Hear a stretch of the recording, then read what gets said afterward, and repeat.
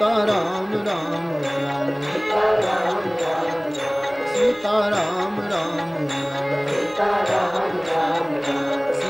राम राम राम सीता राम राम राम सीता राम राम राम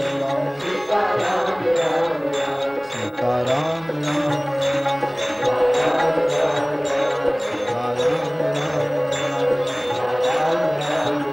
सीता राम राम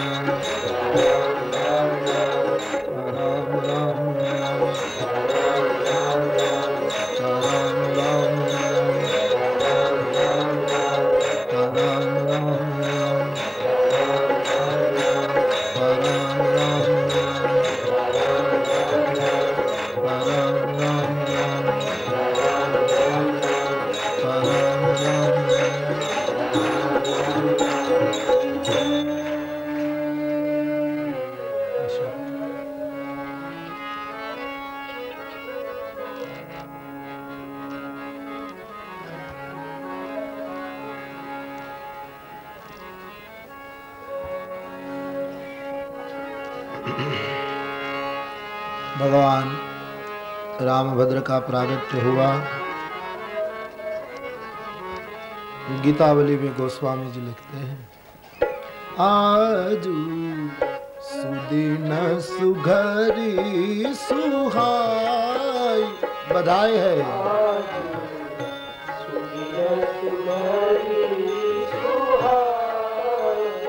गीतावली का ये बधाई का प्रथम पद है।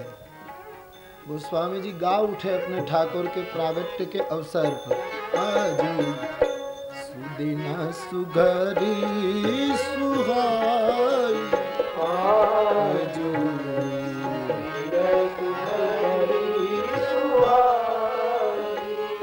आजू सुदिन सुघरी सुहाई,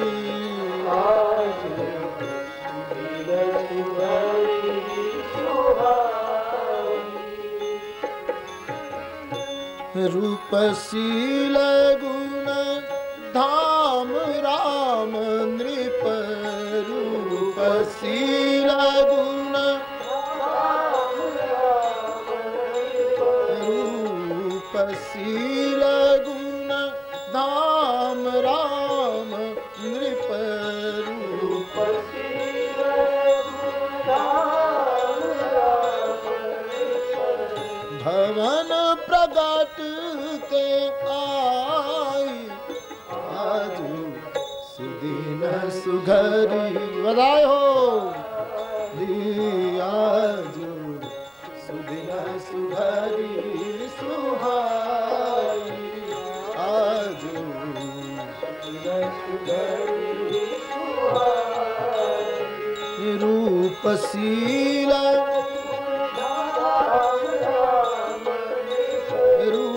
रूपशील गुण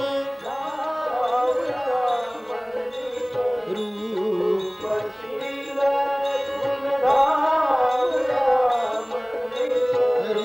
रूपशील गुण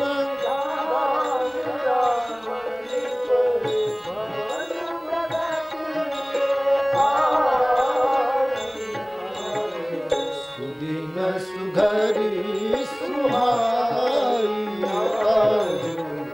सुदिन सुघरी सुहाई, आजू सुदिन सुघरी सुहाई।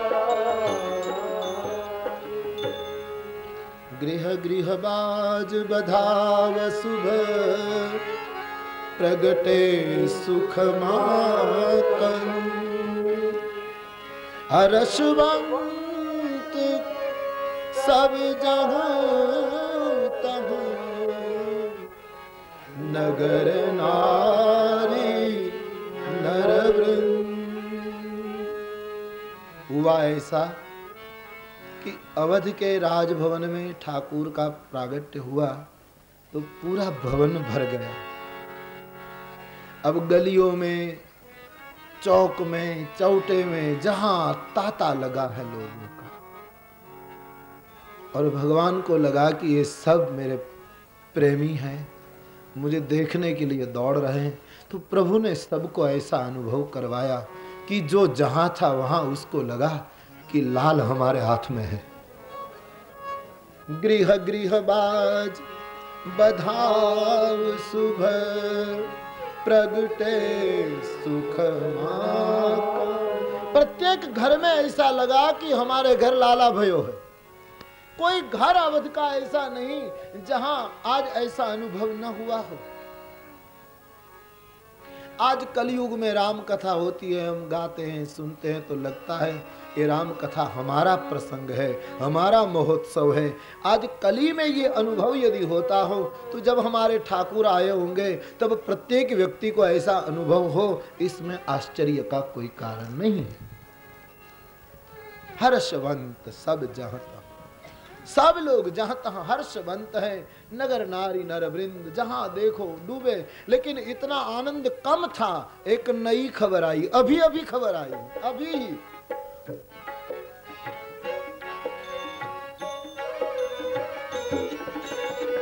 कई कई सूता सुमित्रा दो, कई कई सूता सुमित्रा दो,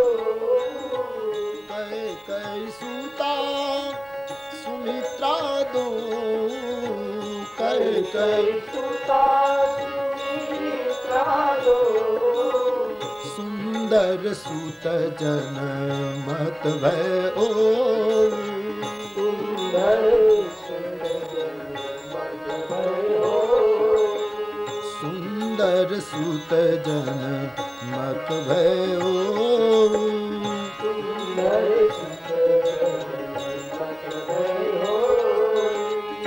सुंदर सूत जन मत भयो।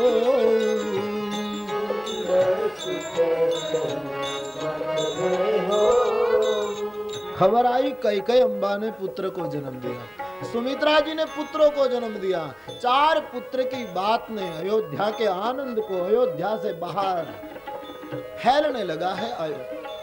गोस्वामी जी कहते हैं उस वक्त का समय, समाज, आनंद कौन वर्णन कर सके। वह सुख संपत्ति समय समाजा, वह सुख संपत्ति समय समाजा, वह सुख संपत्ति समय समाजा, वह सुख संपत्ति समय समाजा। कही न सकन सारद अहिराजा, कही न सकन कही न सकई सारद अहिराजा,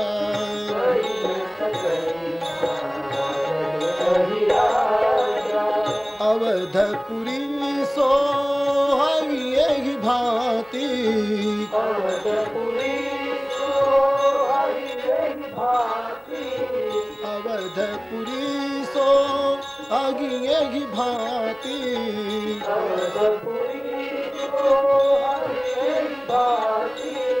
प्रभु ही मिलन आई जनुराती,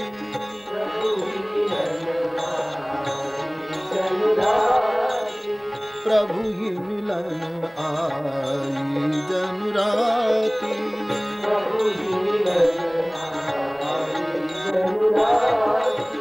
देखि भानु जनु मन सकुचानी, देखि भानु जनु मन सकुचानी, देखि भानु जनु मन सकुचानी, देखि भानु जनु मन सकुचानी।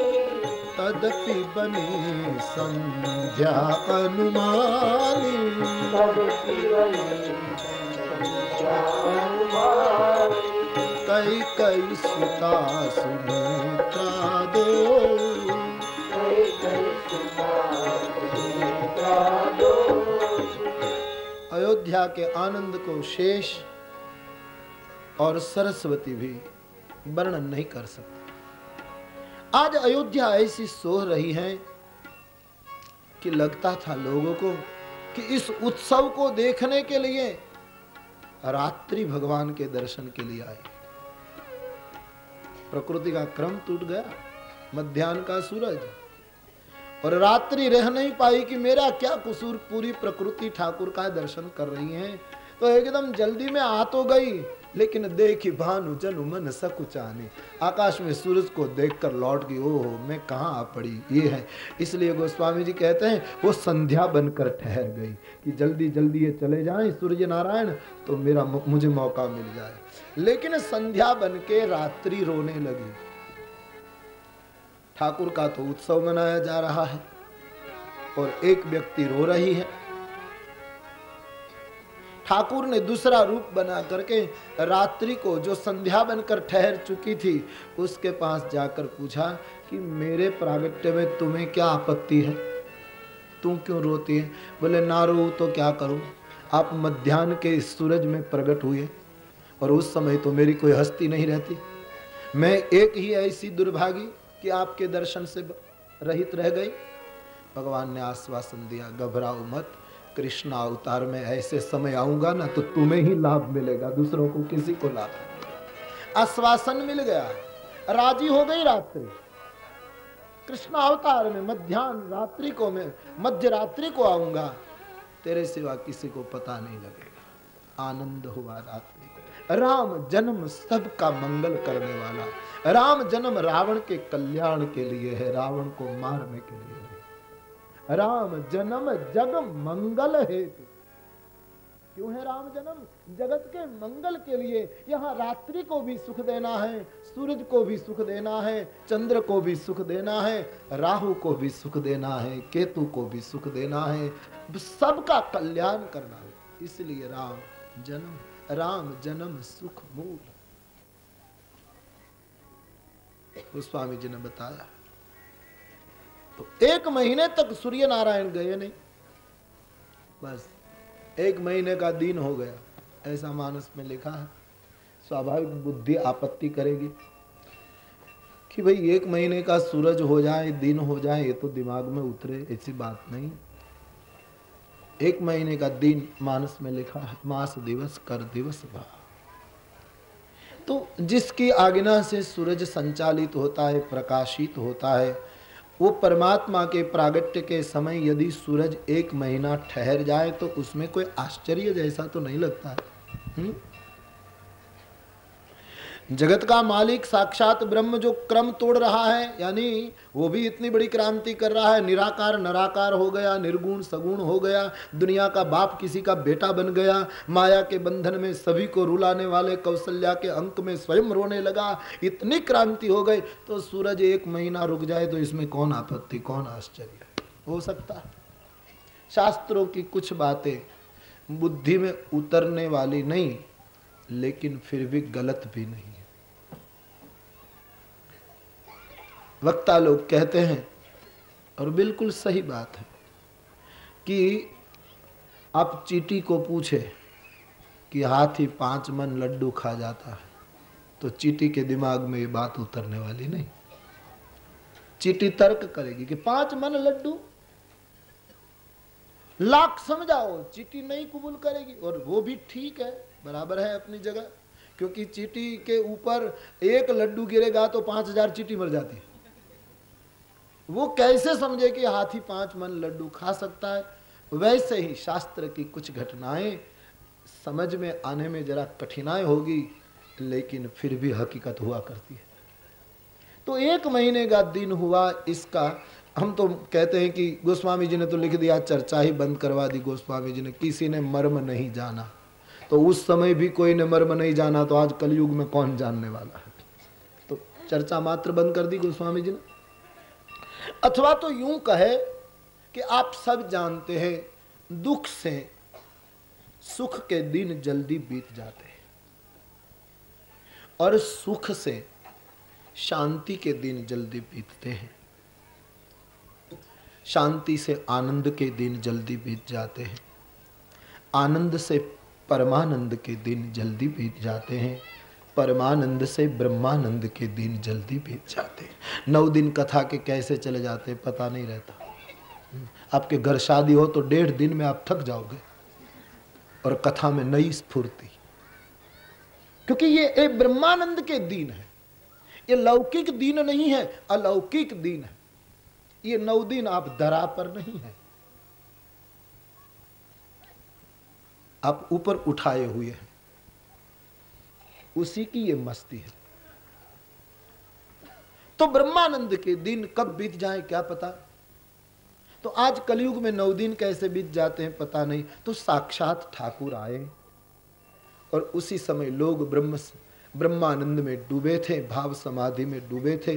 तो 1 मास कैसे बीत गया लोगों को पता ही नहीं रहा। सूरज तो निकलता होगा, डूबता होगा, लेकिन काल का भान किसको बचा था। हुआ होगा, हो सकता है, इसमें कोई आश्चर्य का वो नहीं हो सकता है। कौन सोचे कि सूरज का क्या हुआ। निर्विचार हो गए लोग, प्रेम समाधि में डूबे थे। दोनों का संयोग है यहां। एक बात, जब कभी बहुत मस्ती आदमी में आती है तो आदमी सहज निर्विचार हो जाता है। पतंजलि कहता है निर्विचार हो जाओ। लेकिन श्रीमद् रामचरितमानस, श्रीमद् भागवत कहता सूत्र ध्यान में रखना, प्रसंग आया है तो निर्विचार जरूर होना, निर्भाव मत होना। निर्भाव हुए तो गए। निर्विचार अच्छी बात है, तुम बुद्ध बन जाओ, तुम महावीर बन जाओ निर्विचार, लेकिन तुम्हारे अंतर में मीरा नाचनी चाहिए, तुम्हारी आंखों से चैतन्य रोना चाहिए। निर्विचार होगे और निर्भाव नहीं, निर्भाव हो जाओगे तो गए।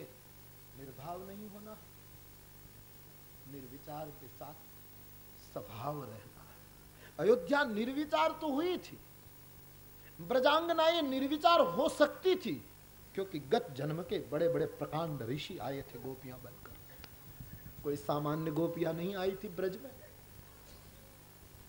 ये तो अपने आप को छिपाने की चेष्टा कर रही थी, वरना वो खुद कहती हैं कि हम जानते हैं गोविंद, न खलु गोपिका नंदनो भवान। तुम कौन हो हम जानते हैं। वो तो हुआ था ऐसा कि पंचवटी में राम चित्रकूट से जब आगे निकले पदयात्रा करते करते राम अवतार में, तो ऋषि मुनि ने बहुत अपनी कुटिया सजाई, बहुत तैयारी की, और दौड़ते नाचते इतने भाव में ऋषि आ गए कि राम जी के पास तो आए, लेकिन मर्यादा पुरुषोत्तम की लीला थी ठाकुर की, इसलिए लोग दूर खड़े रह गए। राम को आलिंगन नहीं दे पाए, राम का हाथ चूम नहीं पाए, राम के पैर को चूम नहीं पाए, राम को अनुराग से भेंट नहीं पाए। राम को प्यार करना चाहते थे ऋषि, लेकिन रुक गए। मर्यादा का चरित्र था, राम जी भी समझ गए। ऋषि उदास हो गए। भगवान ने कहा देखो महात्मा, अभी मेरा अवतार मर्यादा का अवतार है, अभी ये घटना नहीं घट सकती। तो कृष्ण अवतार में व्रज की गोपियां बनकर आ जाना, तुम्हारी जो जो इच्छाएं हैं सब पूरी कर दूंगा मैं। और ये सभी प्रकांड वेदांती महापुरुष आए थे ब्रज की गोपियां बनकर। श्रुति रूपा, ऋषि रूपा, न जाने कितनी रूपा गोपियां बताई हैं आचार्य चरणों ने, जो जो टिकाएं दी हैं उसमें। तो ये गोपियां हैं, निर्विचार हो सकी लेकिन निर्भाव नहीं हुई। ध्यान देना, कथा सुनते सुनते निर्विचार तो होना है लेकिन निर्भाव नहीं होना। निर्भाव हुए तो जड़ हो जाओगे। परमात्मा का मार्ग मस्तिष्क से नहीं गुजरता, हृदय से गुजरता है। वो मार्ग बुद्धि से नहीं जाता, वो वाया हृदय जाता है, हृदय से होकर जाता है, बुद्धि से नहीं जाता। बुद्धि से जो मार्ग से चले वो इतने सफल नहीं हुए।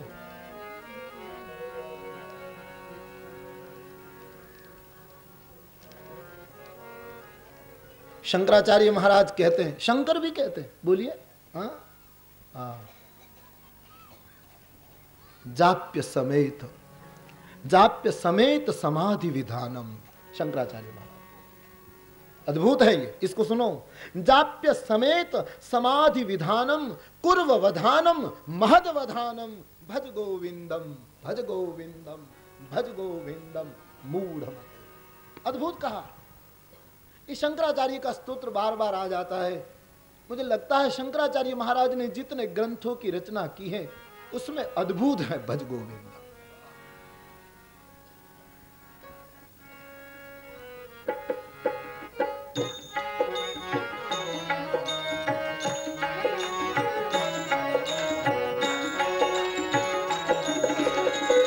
प्राणायाम प्रत्याहारम नित्यानित्य विवेक विचारम।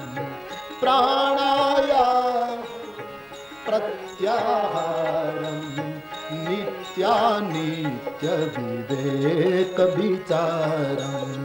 प्राणायाम प्रत्याहारम नित्यानित्य विवेक विचारम। अद्भुत बोले हैं।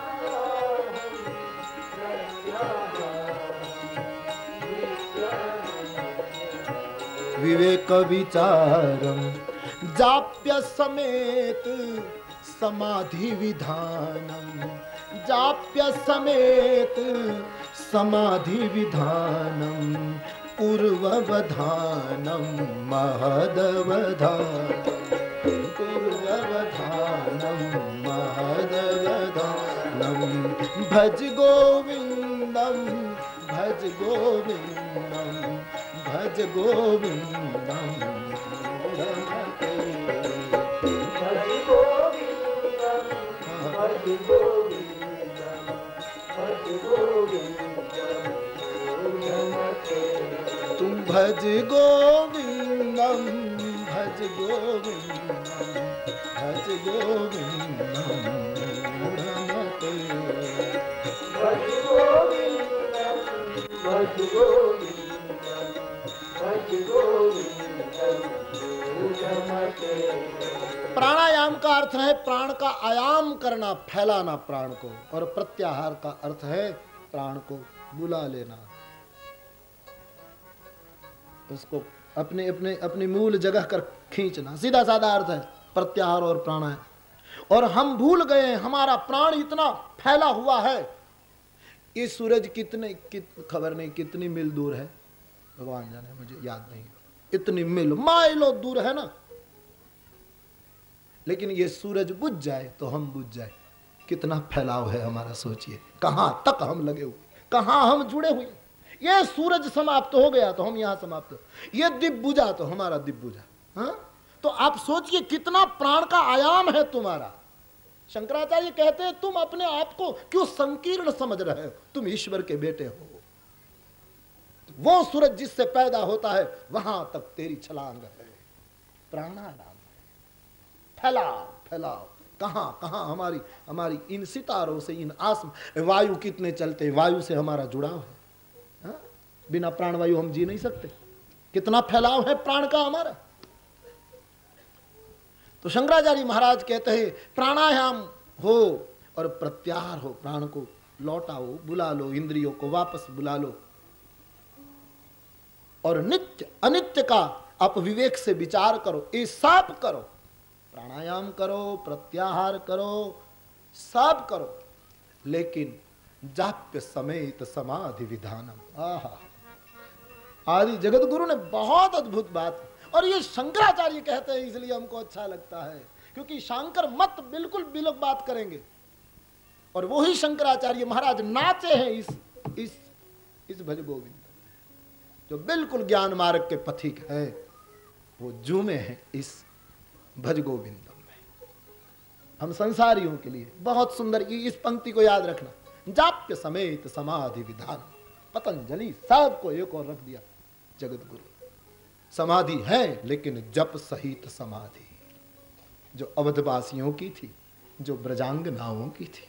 जाप्य समेत समाधि विधानम। अद्भुत है। इतना टुकड़ा याद करना बस।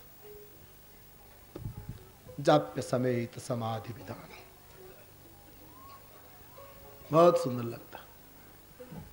हिमालय में अमावस्या का बद्रीनाथ के ऊपर, आज तो पता नहीं वो तीर्थ रहा कि नहीं, मुक्ति नारायण और उससे भी आगे आगे की कथा है, बहुत पुरानी कथा मिलती है।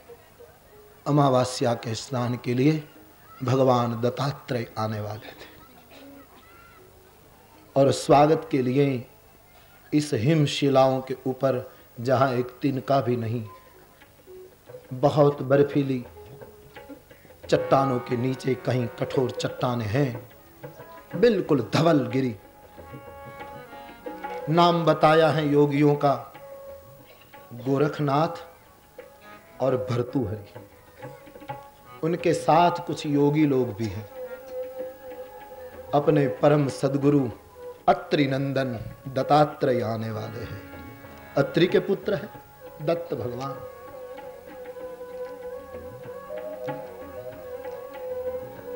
चौबीस घंटों से ये योगी लोग प्रतीक्षा कर रहे हैं, दत्त प्रभु आने वाले हैं स्नान के लिए। ताजे पुष्प योगियों ने अपनी सिद्धि से प्रकट किए थे, चंदन और दूध वर्णी भस्म लिए हुए सदगुरु के सम्मान में बैठे थे योगी लोग। कथा आती, एक चट्टान है, उस पर मृग चर्म लगाया है दत्त भगवान को बैठने के लिए। अमावस्या का स्नान है। एक दूसरा सूरज मानो हिमालय के ऊपर उदित हुआ हो, ऐसे दत्त महाराज निकले हैं। पादुका की आवाज आने लगी और योगी खड़े हो गए। अलख अलख अलख, क्योंकि ये तो अलग का पंथ है ना मेरे भाई बहन। एक और भर्तृहरि, एक और गोरखनाथ, गोपीचंद, ये सब योगी लोग हैं और दत्त आ रहे हैं। क्या दत्त की मस्ती, बड़े अद्भुत महापुरुष है भगवान दत्त। गिरनार में आज भी साधकों को उनकी पादुका की आवाज सुनाई देती है।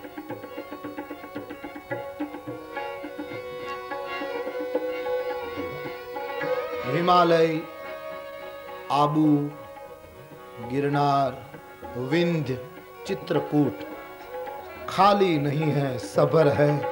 खोजी हो तो मिल जाता है।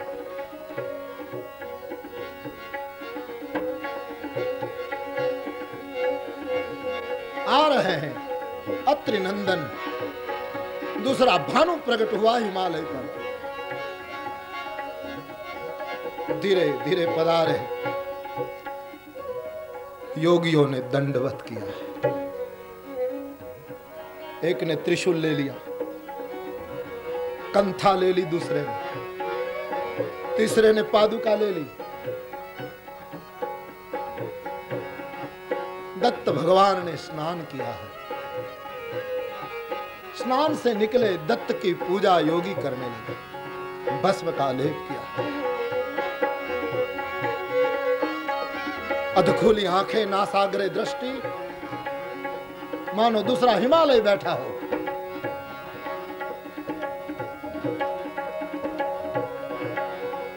स्तुति की, गुरु वंदना की।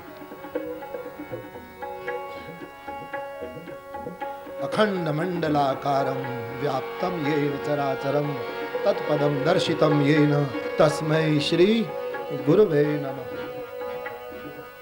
फल पुष्प रख दी।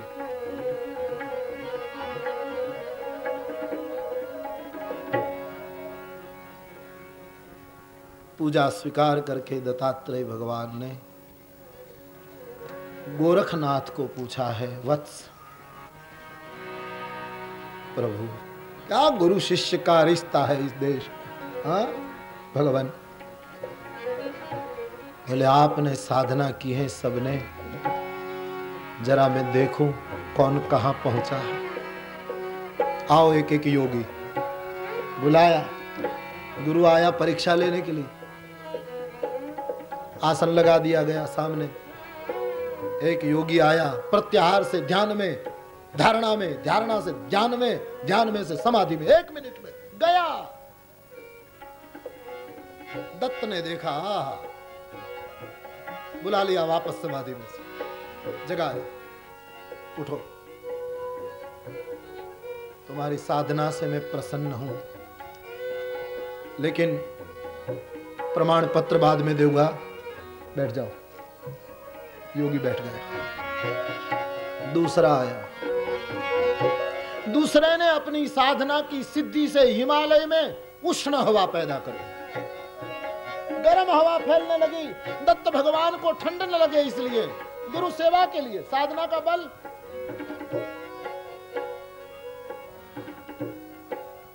मुस्कुराए दत्त भगवान, जगा दिया, वत्स बैठो। बनी घटना है। हाँ। तीसरा आया, तीसरे ने अपनी साधना के बल से, सिद्धि के बल से हिमालय जो धवल वर्ण था वहां रंग बेरंगी पुष्प खिला,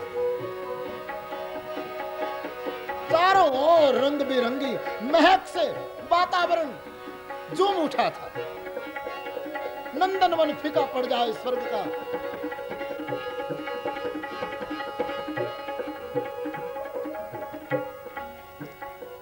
लंग शब्द बोले, योगी की भाषा है, केवल लंग बोले, सावधान हो गए। बाबा आ जाओ इधर।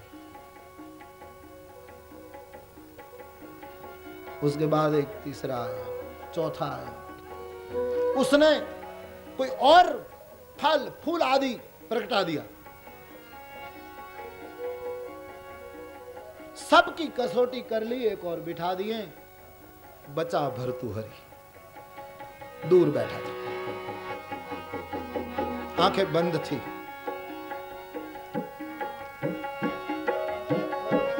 हिमालय शर्मा जाए ऐसी स्थिति में बैठा था भर्तृहरि। देखा दत्त भगवान ने भर्तृहरि को, राजी हो गए। भर्तृहरि को बुलाया नहीं, बैठने दिया। सब शिष्य हैरान कि बाबा आगे तो बताइए क्या क्या हुआ। बोले देखो तुमने समाधि पाली, 1 मिनट में तुम चला, मैंने तुम्हारी गति देख ली कि गया प्रत्याहार से धारणा ध्यान समाधि में ऊपर उठ गया एकदम, जैसे फटाफट कोई सीढ़ी सट जाता है। धन्य बेटे, मैं राजी हुआ। दूसरे को कहा कि तूने ये उष्णता पैदा कर दी, मैं खुश हुआ।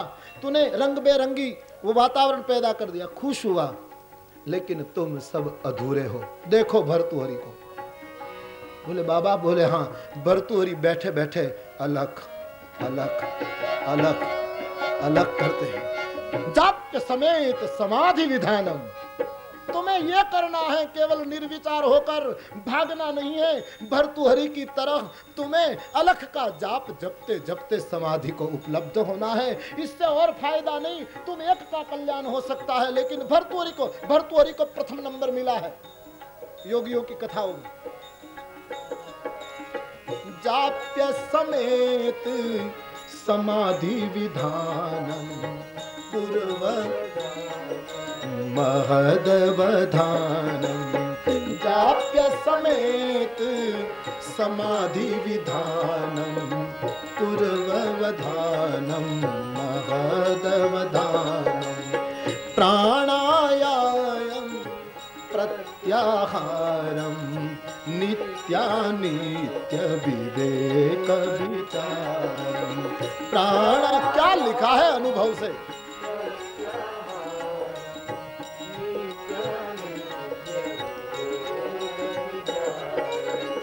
जाप्य समेत समाधि विधानम पूर्ववधानम महदवधानम।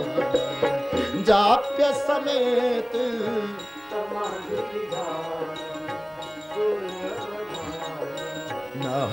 महदवधानम। भज गोविंदम भज गोविंदम भज गोविंदम मूढ़मते भज गोविंदम भज गोविंदम भज गोविंदम मूढ़मते भज गोविंदम भज गोविंदम भज गोविंदम मूढ़मते भज गोविंदम भज गोविंदम भज गोविंदम मूढ़मते भज गोविंदम मूढ़मते भज गोविंदम मूढ़मते। बोलने से ज्यादा कठिन है पढ़ना। हम जितना यहां बोल जाए ना, वो पढ़कर सुनाना हो तो ज्यादा देर लगेगी, थोड़ा कठिन है। और पढ़ने से ज्यादा कठिन है लिखना। इतना ही जो बोले जो पढ़ो, इतना लिखना उसमें ज्यादा देर लगती है। और लिखने से भी ज्यादा कठिन है अलिखना। अलख ये जो है वो सबसे कठिन है, और उसी का जाप भर्तृहरि कर रहा है। जाप्य समेत समाधि विधानम पूर्ववधानम महदवधानम जाप्य समेत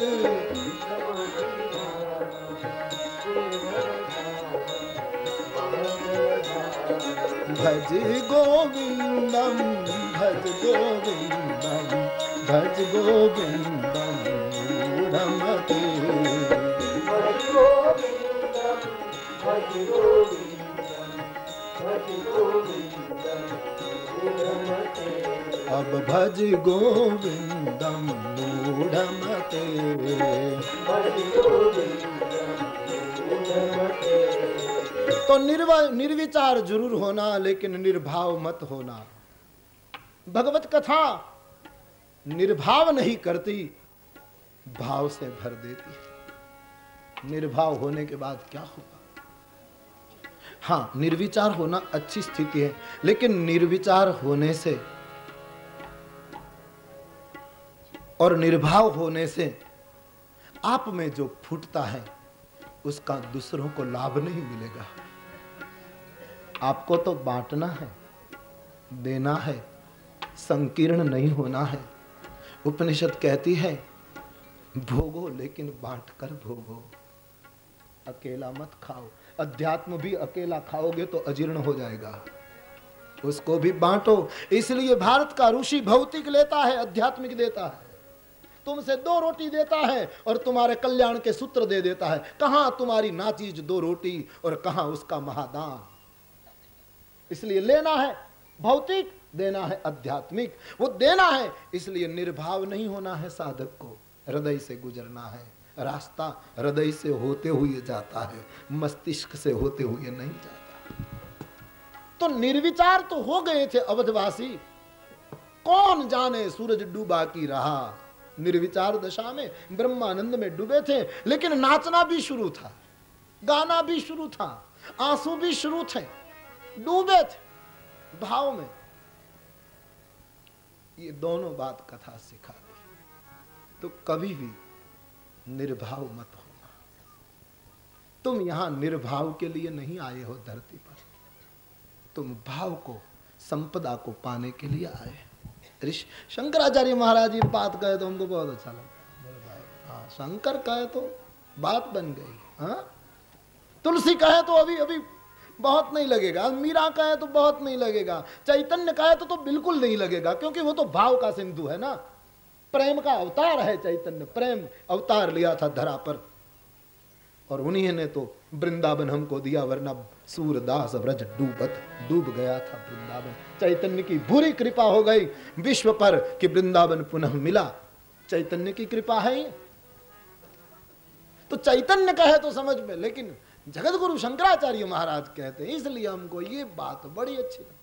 जाप्य समेत समा, हमको आगे नहीं जाने देता शंकराचार्य, क्या करें, बहुत महत्व का सूत्र दे दिया। जाप्य समेत समाधि विधानम दुर्व्यवधानम महदवधानम जाप्य समेत। दुनिया के प्रकांड ज्ञानियों को ये ललकार है कि पढ़ो शंकराचार्य को, बाद में बात करो।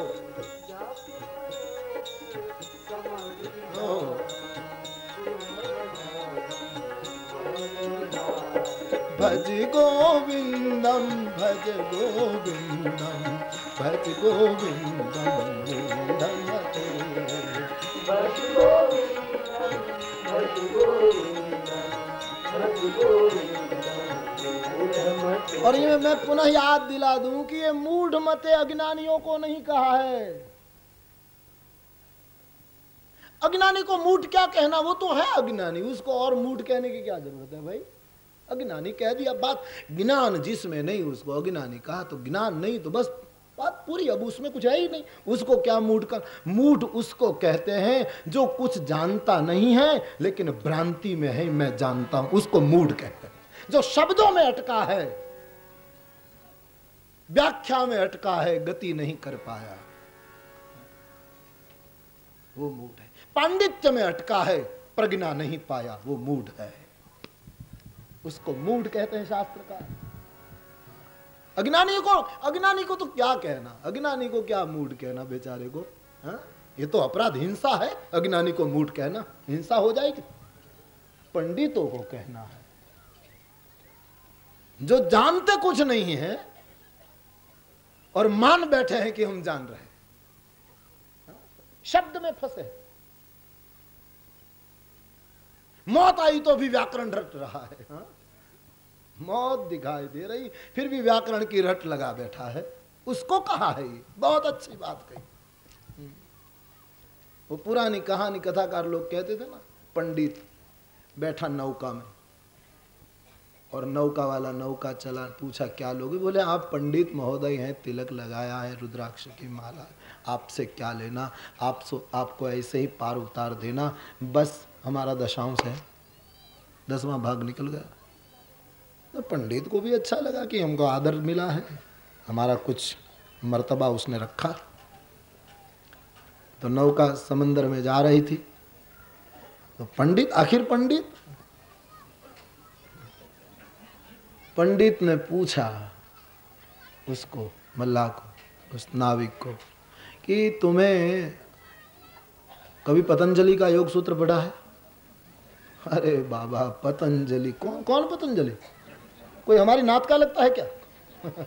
वो क्या जाने पतंजलि में। पतंजलि, बोले तूने पतंजलि को पढ़ा नहीं? बोले ना बाबा, मैं बिल्कुल गंवार हूं, बिल्कुल अनपढ़। तो योग सूत्र के बारे में तो तू कुछ, अरे कहाँ योग की बात करो, नदी नाव संजोग की बात करो, योग की कहाँ लाते हो यहाँ। बड़ी, आप जानते, बड़ी प्रसिद्ध कहानी। तो कहा तेरी 4 आना जिंदगी पानी में गई। ठीक, गई। नौका आगे बढ़ी और पंडित को मिल गया एक अज्ञानी, उपदेश देने के लिए उत्सुक था। नौका थोड़ी आगे गई तो कहा भूगोल में तुझे पता है अमेरिका कहाँ आया, कितने अक्षांश पर, कितने रेखा आया है? अरे मालिक भगवान, कहाँ आप हमको ये पूछते, हम कहाँ भूगोल में जाने, हमारा तो जीवन ये नौका और ये है बस, बाप दादे मर गए। तो बोले तेरी 8 आना जिंदगी पानी में गई। बोले गई तो क्या कर। थोड़ी नौका आगे गई तो पूछा विक्रमादित्य कब हुआ, कौन साल में हुआ? तुम्हें पता है इतिहास का? कौन विक्रमादित्य? वो भी तुम्हें पता नहीं। बोले तेरी 12 आना पानी में गई। इतने में तूफान आया, भयंकर तूफान आया और नौका डावाडोल होने लगी और घबराया पंडित।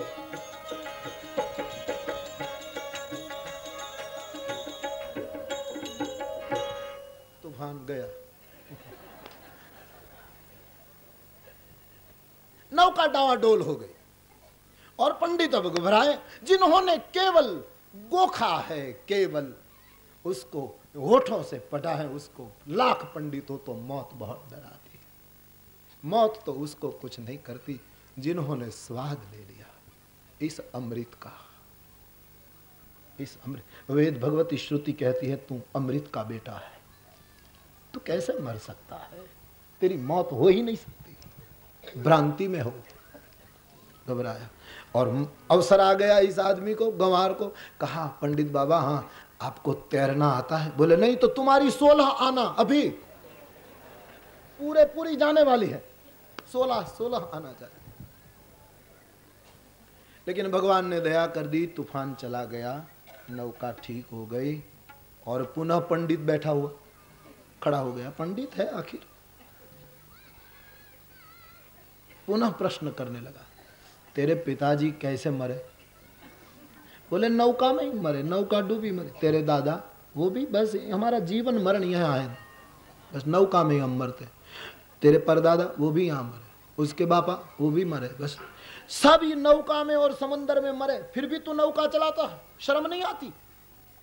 जरा देखो तो सही कि सब तुम्हारे बाप दादे नौका में ही मरे हैं, फिर भी कितना ना समझ है, अज्ञानी है कि फिर भी नौका चला रहा। बोले पंडित बाबा क्षमा करे, एक प्रश्न पूछ। बोले आपके पिताजी कहाँ मरे? बोले चारपाई पर, पलंग पर। तुम्हारे दादाजी? वो भी पलंग पर। उसके दादा? वो भी।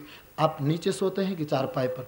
पलंग पर। तो तुम मूर्ख नहीं कि अभी भी पलंग पर सोए जा रहे हो? इतनी पीढ़ियां पलंग पर मर गई, फिर भी तुम पलंग पर सोए जा रहे हो। भज गोविंदम भज गोविंदम भज गोविंदम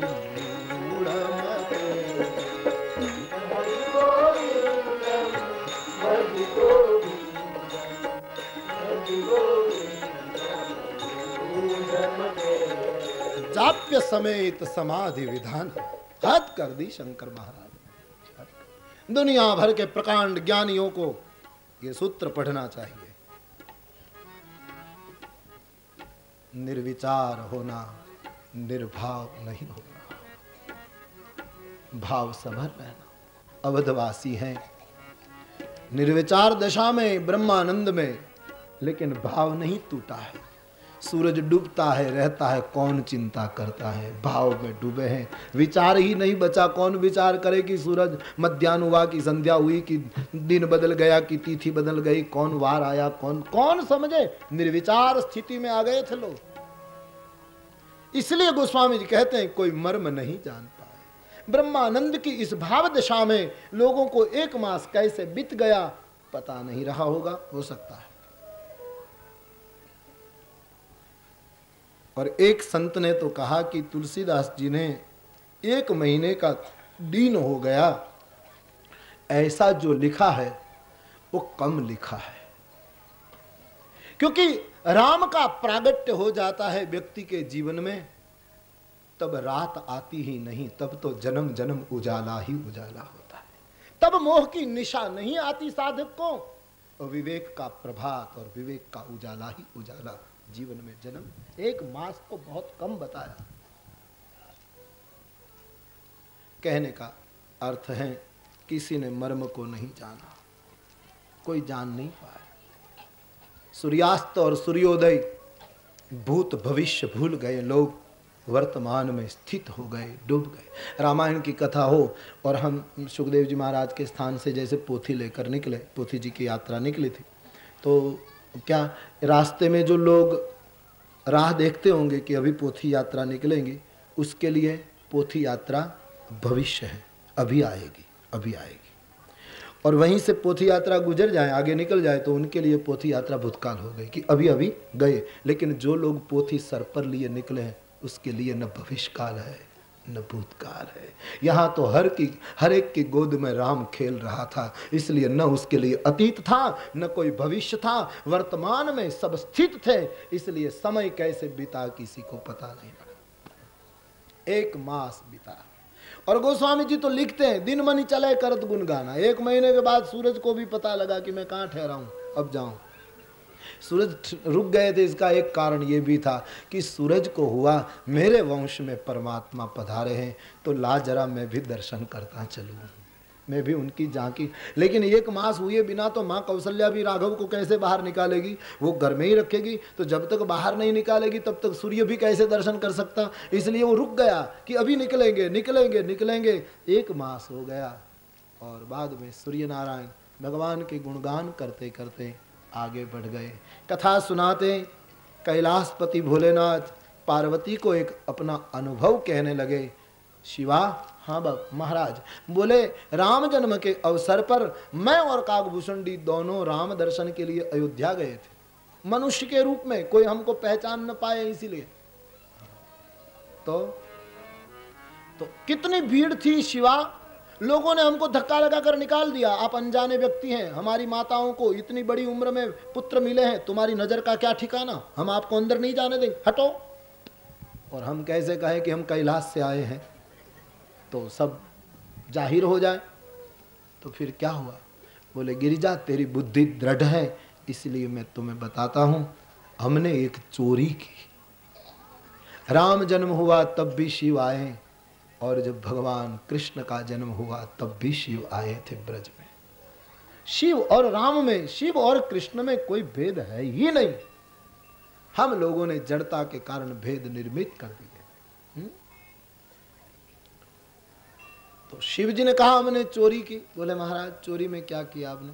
बोले मैंने ज्योतिषी का रूप धारण किया और काकभूषुंडी को मेरा चेला बनाया, और नाटक ऐसा किया कि अयोध्या के सभी बालकों के हाथ की रेखा देखकर भविष्य बताने लगे, मुफ्त, बिना कुछ लिए, और ये बात फैलती राजभवन में चली जाए, और इस बहाने माँ कौशल्या अपने लाल के हाथ दिखाने के लिए शायद हमको भीतर बुला ले और मौका मिल जाए तो ही एक उपाय, बाकी तो कोई उपाय। इसीलिए हम विथियों में घूमने लगे, अयोध्या वासियों के पुत्रों के सबके हाथ देखकर मुफ्त सब सच सच बताने लगे, और शिव जी तो सब बता सकते हैं।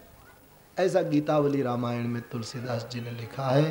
गोस्वामी जी कहते हैं पूरी अयोध्या में बालकों के हाथ देखकर सब कहने लगे, सब सच्चा निकलने लगा, लोगों को चमत्कार लगा, पर्चा लगा, और बात फैलती फैलती राजभवन तक पहुंचती है। गीतावली कहती है अवध आजू आगमन एक आयो,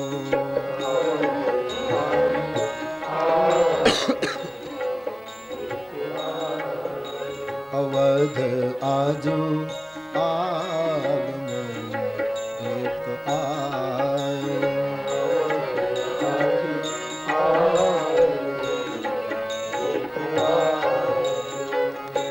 करतल देखी कहत सब गुण गण, करतल देखी कहत सब गुण गण, करतल देखी कहत सब गुण गण, करतल देखी कहत सब गुण गण, बहुती न परिचो पायो, आगमी एक आयो, अवध आजू आगमी एक आयो, अवध आजू आगमी एक आयो,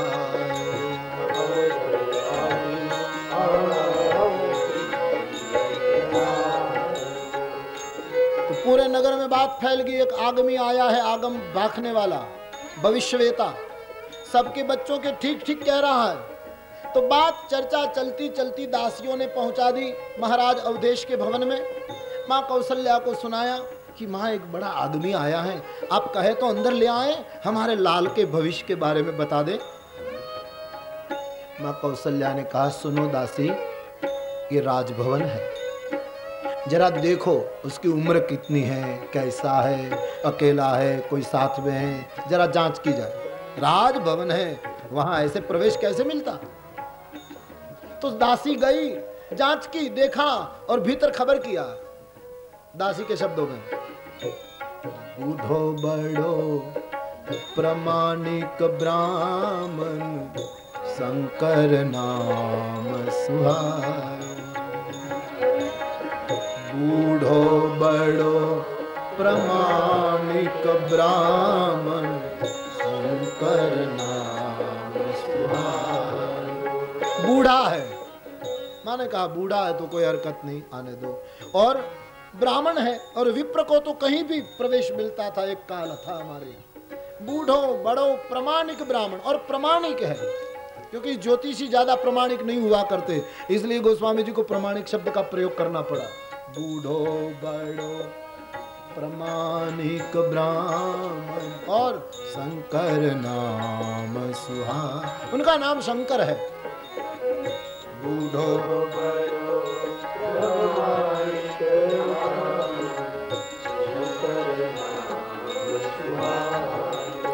संग शिशु शिष्य सुनत कौशल्या, संग शिशु शिष्य सुनत कौशल्या, भीतर भवन बुलायो,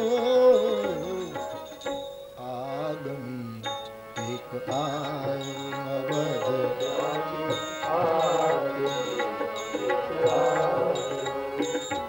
उनके साथ एक शिष्य भी है छोटा, बोले बुला लो अंदर।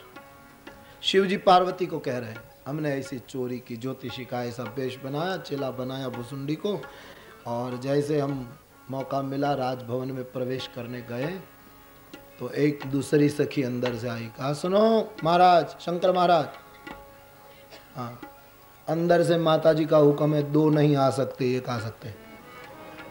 कभी गए हैं किसी के राजभवन में? शंकर जी कहते हैं हम तो स्मशान वाले हैं, राजभवन में तो कहाँ हम जाएं, आज अवसर मिला है। बोले एक आ सकते हैं, दो नहीं आ सकते।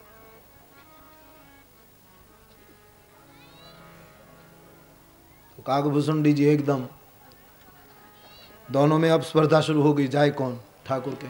तो शंकर जी एकदम निकले आगे कि यहाँ है मेरा शिष्य है, जरा उसको 2-3 खिलौने दे दो, यहाँ खेलता रहेगा, बैठा है, मैं आया। काकभूषुंडी को हुआ कि योजना साथ में बनाई और अब जब लाभ लेना है तो सब अकेले उपड़े आप, ऐसा तो नहीं करना चाहिए। तो शंकर जी ने आंखों से भूसुंडी को कहा कि ये राजभवन की मर्यादा है, एक को ही अवसर मिल रहा, मैं तुम्हें सब बता दूंगा कि राघव कैसे हैं, क्या है, बात कह दूंगा। तो आंखों से बात कर लेते दोनों। बोले महाराज इतने दूर से हम साथ में निकले हैं और जब स्वार्थ की बात आई तो आप चल पड़े, आंखों से बात कर रहे। शिव जी कहे करूँ भी क्या, दोनों रह जाए इससे अच्छा है एक को लाभ मिले। अर्ध तजहि बुध सर्वसु जाता, सब लुट जाए तो आधा बच जाए तो बचा लेना चाहिए, वो सयानप है। लेकिन भुसुंडी के आंख में अश्रु आ गए तो शिव जी को दया आ गई। शिव जी ने दासी को कहा सखी माताजी, बहन जी, हाँ ये अंदर से माताजी ने ऐसा कहा है कि ये किया, हाँ बिल्कुल कड़ा हुक्म है अंदर से, एक ही आ सकते। अब कहाँ से आए? बोले मैं जो पूछो वो बताओ, एक ही आ सकते हैं। हाँ तो सुनो, ये मेरा चेला है और मैं तो बड़ा बूढ़ा हो गया हूँ, तो मेरी आंखों से ठीक दिखाई नहीं देता, तो हाथ की रेखा है तो वो देखता है, मैं तो बूढ़ा ठीक से दिखाई नहीं देता, आप नहीं देख पाते तो बूढ़े महाराज आप विश्राम करो, चलो तुम चलो। सखी ने कहा आप विश्राम करो, आप रह जाइए, तो आपका काम क्या है अंदर, चलो तुम। और काकभूषुंडी ने छलांग भरी, अब ठीक, हाँ बूढ़े महाराज को जलपान करवाओ, यहाँ विश्राम करवाओ उसको, मैं चला। भूसुंडी को अवसर मिल गया और अब शंकर भगवान फंसे। शंकर जी ने आंखों से भूसुंडी के सामने बात करते हुए कहा कि तेरे लिए मैं योजना करने गया, तो अब मैं फंसा, अब तू मेरे लिए कुछ कर। तो काकभूषुंडी को दया आ गई तो सखी को कहने लगा माताजी ये मेरे गुरुदेव हैं, बूढ़े हो गए हैं इसलिए वो ठीक देख नहीं पाते, इसलिए हाथ की रेखा तो मैं देखता हूँ, लेकिन फलादेश तो मेरे गुरु बाबा ही बता सकते हैं कि कौन रेखा कहाँ छूती है तो इसका फल क्या होता है, वो तो वो बताएंगे। मैं तो कहूँगा कि यहाँ ऐसी रेखा है, ये है, और फलादेश तो वही बता सकते हैं। तो क्या करे? बोले दोनों आएंगे तभी हो सकता है, ठहरो मैं पूछ कर आती हूँ। गई अंदर, माँ को पूछा दोनों आएंगे तब बात बनेगी। कौशल्या जी ने कहा ठीक कोई बात नहीं, भीतर भवन बुलायो, प्रवेश मिल गया। और वो अयोध्या का राजभवन क्या वर्णन करे। वो स्वामी जी कहते हैं आए दोनों अंदर, माँ कौशल्या के अंक में लाला खेल रहा, क्या भाग होगा, सो अज प्रेम भक्ति बस आज कौशल्या की गोद, कौशल्या की गोद में खेल रहा अनुपम बालक है राघव। शिव जी देखते ही रह गया, क्या लीला बना रखी है। कभी रोना, कभी हंसना, मां से दूध पीना, ये सब क्या मामला है। लेकिन वो पर्दा तो तोड़ा नहीं जाए। शंकर जी को अब अवसर मिल गया कि अब पहुंच गया हूं, अब मैं जो चाहूं सो हो सकता है। तो पूजा की, आदर किया, महाराज को खूब वंदन किया और कहा कि अब देखिए हमारे बालकों के भविष्य। बोले देखो माँ, मेरी आंख में जरा तकलीफ है, इसलिए आपके लाल को जरा मेरी गोद में दो। कौन मौका चुके। कौशल्या ने कहा महाराज आप हाथ ही देखोगे ना, मुंह नहीं देखोगे ना। बोले क्यों। बोले नहीं महाराज, मुंह मत देखना, देखो तो भी नजर हटा लेना, कहीं मेरे राघव को कुछ नजर लग जाए तुम्हारी। कौन भरोसा करे, बड़ी उम्र में मिला है ये, कोटि काम कमनीय। शिव की गोद में राघव आए और गोद में आते ही भगवान शंकर को समाधि लग गई, आंख से अश्रु बहने लगे, धन्यता अनुभव करने लगे।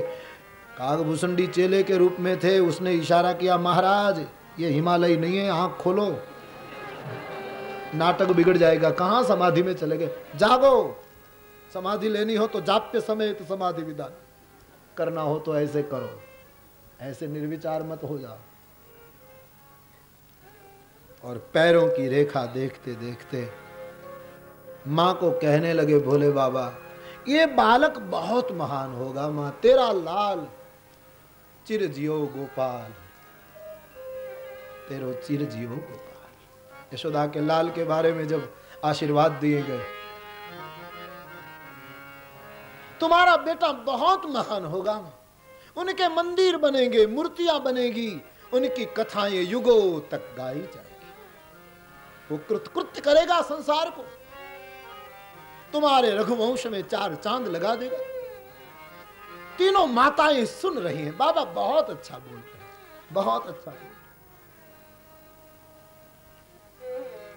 और मां सुनो, तुम्हारे लाल के चरणों की रेखा देखकर लगता है उसके जीवन में यात्रा का योग बहुत है, उसको घूमना बहुत पड़ेगा। और मां ये तुम्हारा लाल कुमार होगा ना, कुमार अवस्था में आएगा तो सुनो हम भविष्य बताते हैं आपको कि एक महात्मा तुम्हारी अयोध्या में आएगा, फिर वो महात्मा तुम्हारे बेटे की मांग करेगा, फिर तुम्हें देना पड़ेगा और महात्मा लेकर चला जाएगा। मां की आंख में आंसू आ गए। ज्योतिष ऐसा मत देखो, तुम्हें दक्षिणा कम लगती हो तो हम 3 गुनी दे सकते हैं, लेकिन ऐसा मत, ऐसा होने वाला हो तो भी कृपया हमको मत कहो, ऐसा मत कहो। लेकिन पूरा सुन तो लो मां, ये तुम्हारा लाल कुमार होगा, महात्मा अवध में आएगा, तुम्हारे बेटे की मांग करेगा, आपको बेटा देना पड़ेगा, लेकिन सुनो महात्मा तुम्हारे बेटे को ले जाएगा, तब एक इतनी महान राजकन्या से ब्याह कर तुम्हारा लाल लौटेगा तो ठीक है महाराज। अब आगे देखिए महाराज, तो ठीक है, बहुत दक्षिणा देने लगे।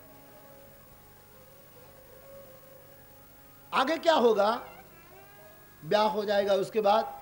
और शंकर जी ब्याह के बाद का भविष्य जब कहने चले तो गोद में खेलते राम जी ने शंकर की दाढ़ी खींची कि खबरदार आगे बोले तो, क्योंकि अब से आप वनवास का भविष्य कहने लगे तो मेरी मां अभी से सर पटकने लगेगी। इसलिए गीतावली में भगवान के भविष्य के बारे में यहां तक की कथा आई। जन्म प्रसंग कहो कौशिक मिश्र और सीय स्वयं वर गायो, वहां तक बताया, आगे की भविष्यवाणी नहीं बताई, शिव जी को इशारा कर दिया। चारों पुत्रों के मस्तक पर हाथ दिलवाया, खूब दक्षिणा दी, और नाटक किया था तो दक्षिणा लेनी ही पड़ेगी। पार्वती क्या करें, मैं और भुसुंडी ने पोटली बांधी दक्षिणा की, सर पर लिए दोनों निकले। सरजू के तीर जाकर मैंने ब्राह्मणों को बख्शिश कर दिया और ठाकुर के रूप को हृदय में लेकर मैं चला कैलाश। लेकिन भुसुंडी ने कहा बाबा आप जाइए, मैं तो 5 साल यहाँ ही रहूंगा। बोले यहाँ क्या करोगे?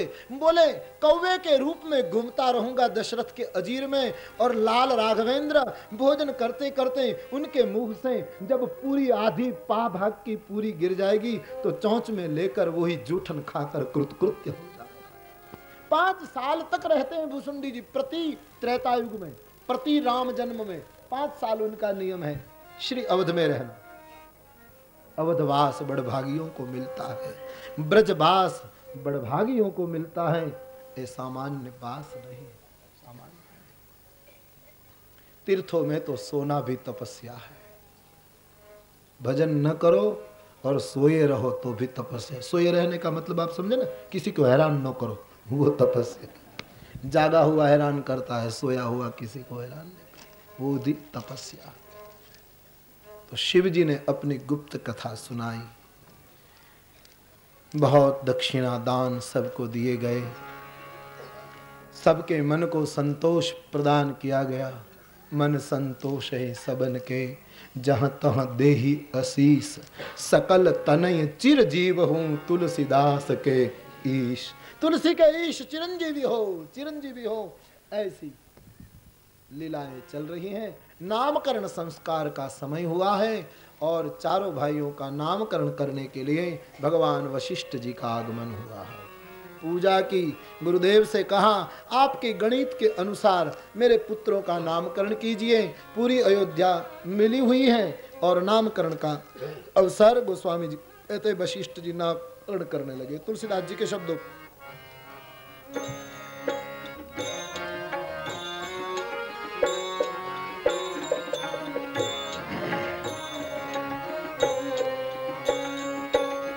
कौशल्या माँ की गोद में श्याम राघव है। नामकरण करते हुए वशिष्ठ महाराज ने कहा अवधेश, ये बालक के एक नाम नहीं अनेक हैं और एक से एक बढ़िया है, फिर भी तुम्हारे ये लाल का दर्शन करने वाला, नाम लेने वाला विश्राम विराम और आराम की उपलब्धि करेगा। ये बालक का नाम सबको परम विश्राम प्रदान करेगा, इसलिए मैं उसका नाम राम रखने जा रहा हूं। वशिष्ठ जी बोले सो सुख धाम राम असनामा, सो सुख धाम राम असनामा, अखिल लोकदायक विश्रामा, अखिल दायक विश्रामा, जो आनंद सिंधु सुख राशि,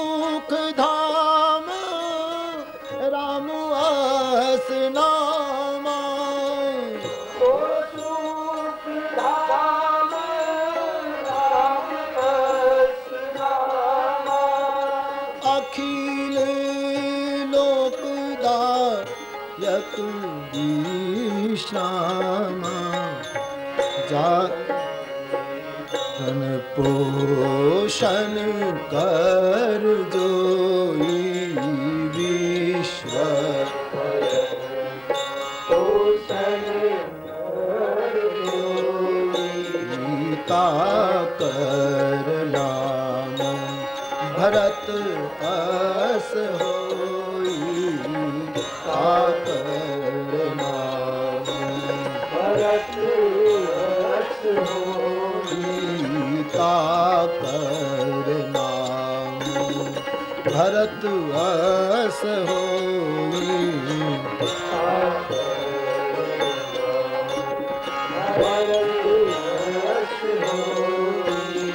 नाम करन कर अवसर जानी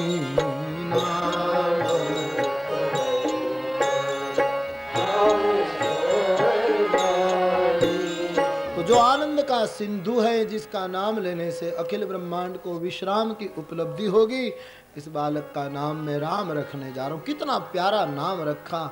आज युगे बीत गए फिर भी नित नूतन दिखता है। पूरी अयोध्या ने इस नाम को जोरों शोर से स्वीकार कर लिया और सब बोल उठे, बोलिए रामचंद्र भगवान की।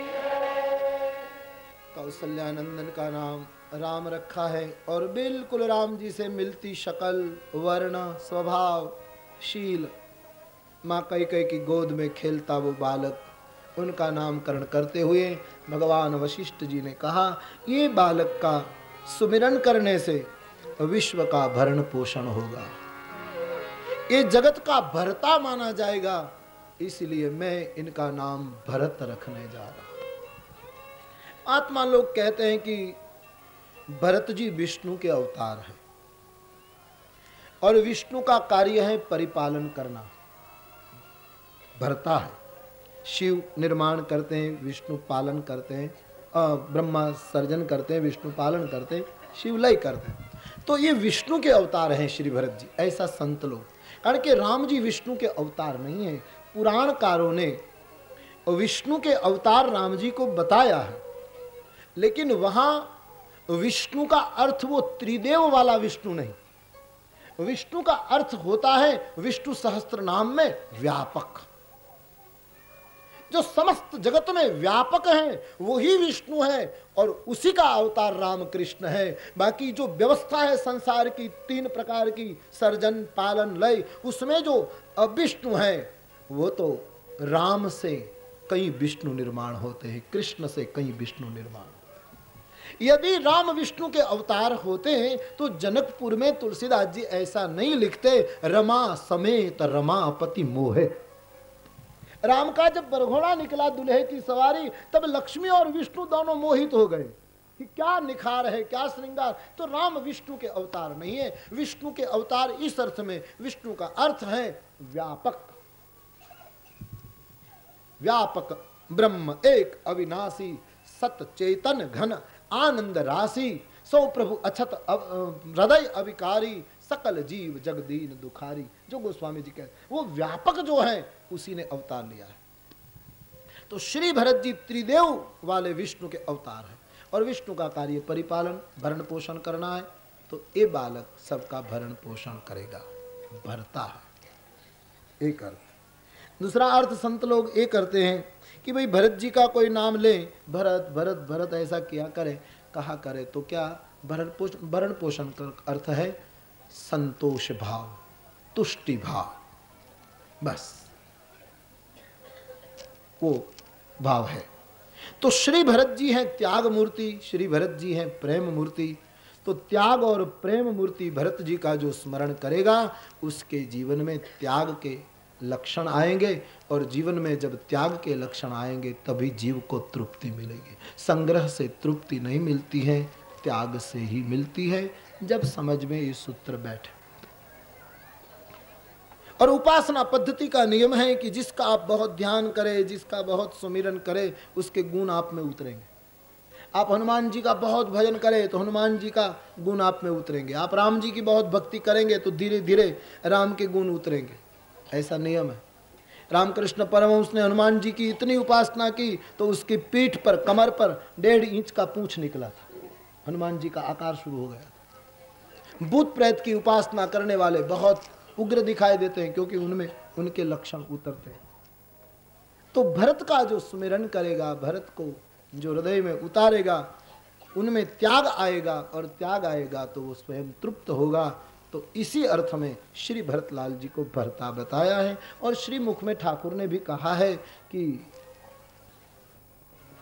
मिटी हई पाप प्रपंच सब, अखिल अमंगल भार, लोक सुजस परलोक सुख, सुमिरत नाम तुम्हारा। भरत जी के बारे में भगवान ने कहा, तुम्हारा नाम जो सुमिरन करेगा उसको मिटी है पाप प्रपंच सब, अखिल अमंगल भार, वो धन्य धन्य हो जाएगा। तो श्री भरत जी से त्याग का संस्कार साधक में आएगा, और इसी अर्थ में तृप्ति का एक अर्थ बताया है। तो श्री भरतलाल त्याग मूर्ति हैं, वो भरता है, इसलिए उनका नाम मैं भरत रख रहा हूं। पूरी सभा ने भरत नाम का जय घोष कर बोलिए भरतलाल जी महाराज, जाके सुमिरन तेरी पुरासा, जाके सुमिरन तेरी पुरासा, नाम शत्रुघ्न वेद प्रकाश, नाम शत्रुघ्न वेद प्रकाश, नाम शत्रुघ्न वेद प्रकाश, नाम शत्रुघ्न वेद प्रकाश। अब बालक का नाम रखते हुए भगवान वशिष्ठ जी ने कहा कि ये बालक का नाम लेने से शत्रु का नाश हो जाएगा, दुश्मनी मिटेगी, शत्रुता मिटेगी, इसलिए मैं इस बालक का नाम शत्रुघ्न रखता हूँ। शत्रुघ्न महाराज ने रामचरितमानस की कथा के आधार पर कहे तो कहीं लड़ाई लड़ी नहीं, कहीं कोई दुश्मन को मारा नहीं, फिर भी उसको शत्रुघ्न कहा। लेकिन संतों ने बहुत सुंदर खोज की कि शत्रुघ्न ने, इसलिए शत्रुघ्न शत्रु को मारने वाला इसलिए बताया है क्योंकि लक्ष्मण जी ने शूर्पणखा के नाक कान काटे, राम जी ने ताड़का को मारे, लेकिन ये दोनों अयोध्या के बाहर घटना घटी है। लेकिन शत्रुघ्न महाराज ने मंथरा को पिटाई की है, और वो अयोध्या के अंदर बाहर के दुश्मन को मारे वो सच्चा शत्रुघ्न नहीं, जो भीतर के दुश्मन को मारे वो ही सच्चा शत्रु। ताड़का को संतों ने क्रोध कहा है, सुनी ताड़का क्रोध करी धाई, तो ताड़का क्रोध है। और शूर्पणखा को महात्माओं ने काम कहा है, एकदम प्रभावित करने के लिए आई थी। तो काम और क्रोध इन दोनों को मारना आसान है। राम जी क्रोध को मार देते हैं, लखन जी काम के नाक कान काट देते हैं, लेकिन मंथरा है लोभ, और लोभ को मारना ही बड़ी शूरवीरता है। रामचरितमानस में लोभ को बहुत कठिन दुश्मन बताया। मानस में लिखा है, लोभ पास जेहि गर न बंधाया, 100 नर तुम समान रघुराया। जिसके गले में लोभ का फंदा नहीं आता वो तो दूसरा राम हो जाता है। लोभ को तुलसीदास जी बहुत गंभीर बताते, और अनुभव में भी ठीक है। काम और क्रोध को समय की मर्यादा है। काम को समय की मर्यादा, आदमी भोग में डूबा और उसकी मर्यादा होती, और आदमी को क्रोध आया तो मर्यादा 5 मिनट, 10 मिनट, 15 मिनट, आधा घंटा, क्रोध उतर जाएगा। लेकिन लोभ की कोई मर्यादा नहीं कि 1 दिन लोभ, 5 दिन लोभ, 1 सप्ताह लोभ। लोभ अपार है। इसलिए गोस्वामी जी उत्तरकांड में बयान करते, जय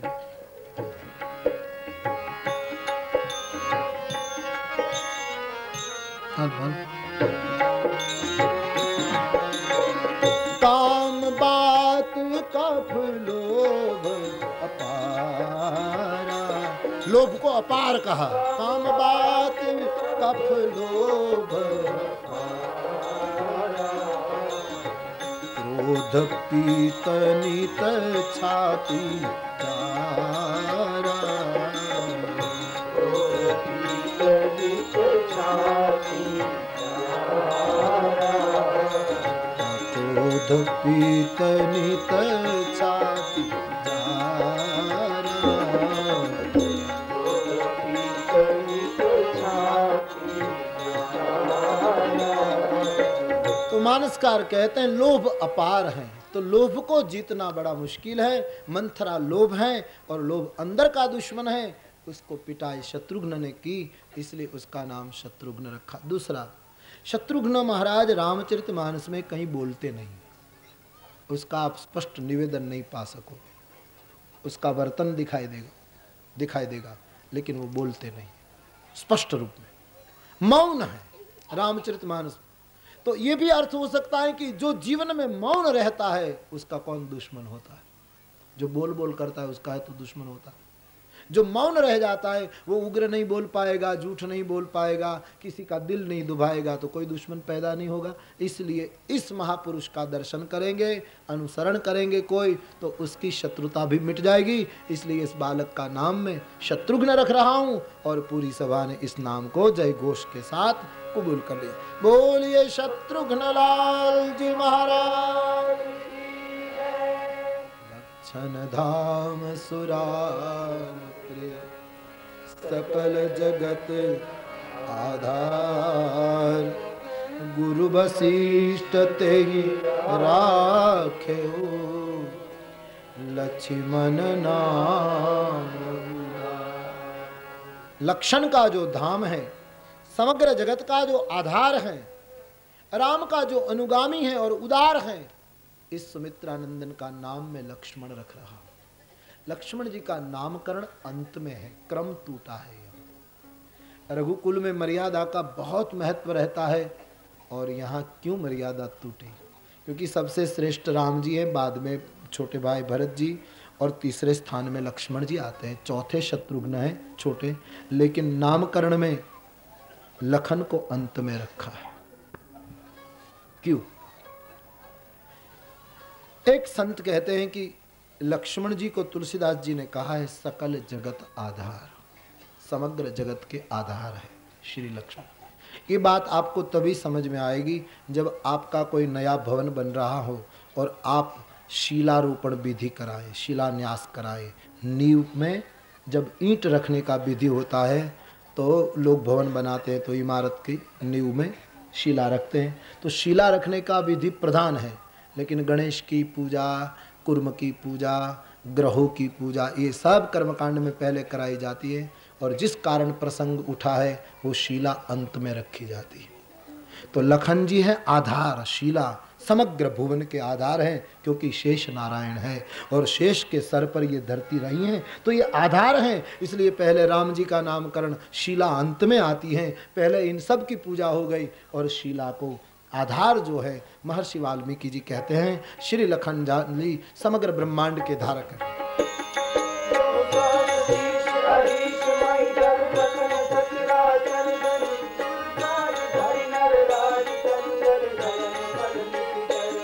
जो सहस्रीस अहिस वही धर लखन सचराचर सुर काज धरि नर राज तन चल दलन खल निश्चर।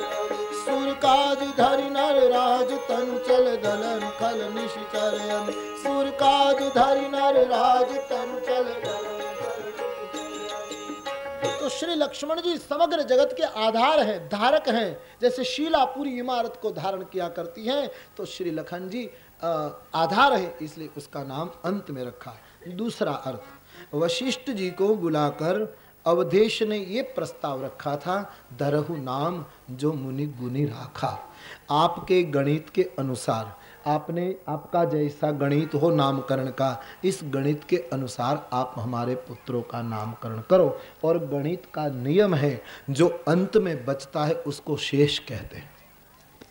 आप कोई हिसाब करें तो जो अंत में बचा हिसाब करते करते उसको हम शेष कहते हैं। और लखनलाल जी शेषावतार है, तो शेष सदैव अंत में आती है। जो बाकी रकम रहती है, अंतिम शेष जो है, अंतिम वस्तु, वो अंत में शेष कहलाती हैं। लखन जी शेषावतार है। शेष सहस्त्र शीस जग कारण, जो अवतरे भूमि भय तारन। सदा सुखानुकूल रहमो पर, कृपा सिंधु सौमित्री गुनाकर। वंदना में उसको शेष कहा है।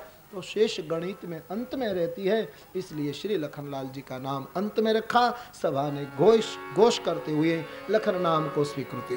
बोलिए लखनलाल जी महाराज। धरे वो नाम गुरु हृदय विचारी, वेद तत्व तब सुतचारी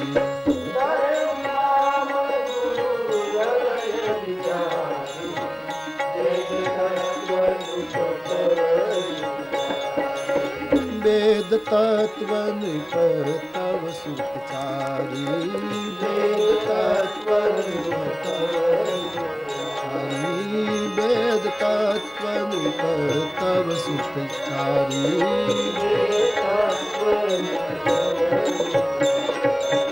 चारों भाइयों का नामकरण संस्कार हुआ। दिन बीतते चले, अयोध्या में उत्सव मनाते, भाव में डूबी अयोध्या आनंद में आगे बढ़ती है। कथा आगे बढ़ती है। एक दिन माँ कौशल्या ने राघव को दूध पिलाया, पीत जंगुलियां पहना दी, कटी भाग पर करधनी लगा दी और हरी नख की माला पहनाई, भाल में काला टीका कर लिया ताकि किसी की नजर न लगे। ठाकुर बहुत सुंदर है ना, बहुत सुंदर, तुलसी के राम बहुत सुंदर है। तो माँ ने दूध पिलाया और राघव को सुलाया और माँ स्वयं स्नान करके वस्त्र बदल करके ठाकुर की पूजा करने गई। अपने जो इष्ट है श्री रंग भगवान, उसकी पूजा करने गई।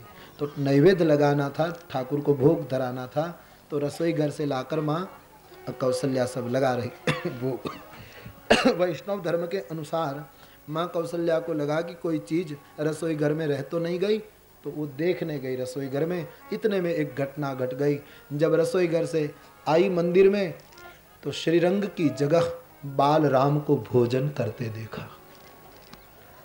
मां चकित और संभ्रम हो गई कि राम तो अभी चलना नहीं सीखा है और अभी अभी मैंने दूध पिला करके पलने में पौधाया है, और यहाँ कैसे, ये क्या है। एकदम चकित दौड़ी और पलने में जाकर देखा तो ठाकुर सोए हैं। यहां आकर देखती है तो मुस्कुराते हुए खा रहे, भोजन कर रहे।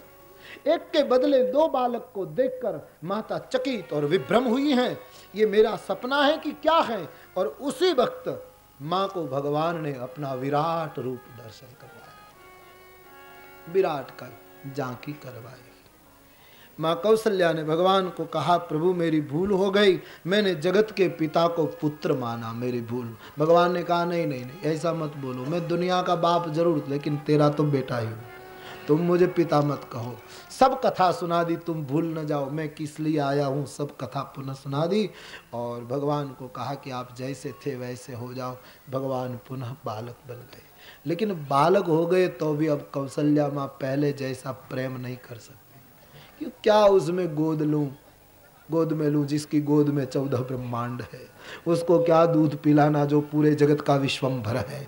उसको क्या चलना सिखाना जो पूरे दुनिया को चला। स्वाभाविक ऐश्वर्य देखने के बाद, असाधारण स्थिति देखने के बाद मुश्किल हो गया। इसलिए भगवंत और संत अपने प्रभाव को छिपाते हैं, स्वभाव को प्रकट करते हैं। जितना हो पाए वो अपने प्रभाव को छिपाए रखेंगे, और संसारी लोग स्वभाव छिपाएंगे और प्रभाव दंभ करके प्रकट करेंगे कि हम ऐसे हम ऐसे हम ऐसे। कहने का तात्पर्य, भगवान रामभद्र ने, महात्मा लोग कहते हैं मां प्रेम नहीं कर पाई, इसलिए उसकी आंखों के ऊपर आंसू पोंछने के बहाने कोई ऐसा आवरण डाल दिया मानो कि जो घटना घटी वो मां भूल गई, तो ही प्रेम कर। श्री यशोदा जी ने कहा, फरियाद आई है लाला, मुंह खोल, तूने मिट्टी खाई है, मोहना ने माटी खाई। तो पता न लगे ऐसे ब्रज की मिट्टी लेकर मुंह में डाल दी थी। और यशोदा जी आई, खोल मुंह, मुंह एकदम बंद रखा, तुम खोल। तो इशारे में कहा, मैंने नहीं खाई माटी। बोले नहीं, तू खोल, तो मुंह क्यों नहीं बंद खोलता, खोल। माँ और लाला की कथाएं तो बड़ी अद्भुत है, बड़ी अद्भुत। वैष्णवों का जीवन है ये कथा। बहुत दबाव डाल,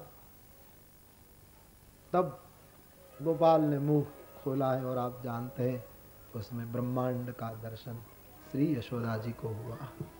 और कहते हैं कि इस घटना के बाद गोविंद ने भी, गोपाल ने भी माँ यशोदा जी को बुला दिया, वरना माँ उससे प्रेम नहीं कर सकती।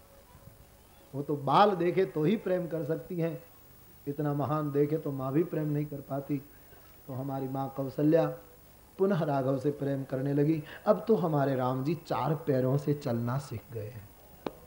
जानू पानी, हाथ और जानू से 4 पैरों से चल रहे हैं। तुलसीदास जी कहते हैं मेरे प्रभु को 2-2 दांत आए हैं। जब पहली बार दांत आए ना तो कौशल्या ने पूरी अयोध्या में उत्सव मनाया। दांत लगे हैं राघव को, 2-2 दांत आए हैं। तुलसीदास जी गिनकर बताते हैं, दुई दुई दसन अधर अरुणारे, 2-2 दांत आए। और अधर बहुत लाल है ठाकुर के, हंसते और रोते हैं तो गाल में खंजन पड़ते हैं। और भ्रकुटी राघव की, उसके नयन की छवि कोई ठीक से देखेगा तो नयन को और नासिका को देखेगा तो लगता मानो कामदेव ने शरसंधान किया। ऐसी तो भ्रकुटी थी। तोतरी भाषा बोलते हैं, कर कपोल बड़े प्यारे हैं। कितने ही भंवरों की कालाश लेकर मानो सर के बाल बनाए हो, इतने घुंघराले और कुटील काले केश हैं, जुल्फें गिर रहे हैं। बाल में माने अभी अभी गोरोचन का तिलक किया है, नजर न लगे इसलिए टिका किया। और गले में हरी नक की माला पहनाई, पीत वस्त्र पहनाए हैं। राघव के उदर में 3 रेखाएं पड़ती, शंख समान कंठ है, नासिका की छवि वारी जाऊं। अवध लोग कहते हैं श्रुति की छवि कौन वर्णन करे। बहुत प्यारे हैं तुलसी के राम, बहुत प्यारे। यशोदा के कृष्ण भी बहुत सुंदर हैं और तुलसी के राम भी बहुत सुंदर। सूर के श्याम और तुलसी के राम दोनों अति सुंदर, लेकिन फर्क थोड़ा है। राम का रूप सलोना है, लोना यानी नमक। राम के रूप में जरा खाराश है। कृष्ण तो मधुर ही मधुर है, खांड ही खांड। श्रीमद आचार्य चरण कहते हैं,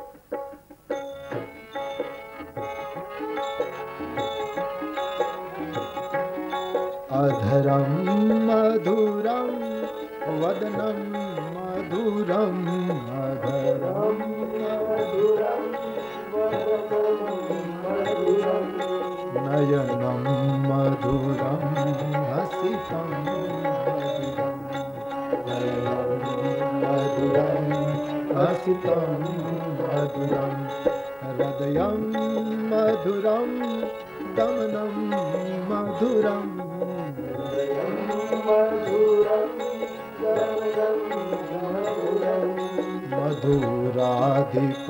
मधुराधिपतेरखिलम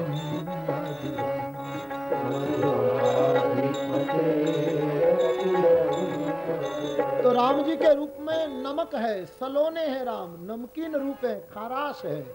कृष्ण के रूप में तो खांड ही खांड, मिठास ही मिठास। लेकिन तकलीफ ये है कि बहुत खांड है उसमें, इसलिए मधु प्रमेह का डर है, वहां डायबिटीज का डर है। बड़ों बड़ों को कृष्ण चरित्र में पता नहीं रहा, ब्रह्मादि देवता हार गए कृष्ण लीला। राम का रूप सलोना है, वो खांड वाला, दोनों अपनी जगह अद्भुत है, अद्भुत है। को बड़ छोट कहत अपराध हो। तुलसीदास जी नाम वंदना में कहते हैं ना, को बड़ छोट कहत अपराध हो। कौन बड़ा कौन छोटा कहने में अपराध होने का संभव। तो तुलसी के राम तोतरी भाषा बोल रहे हैं।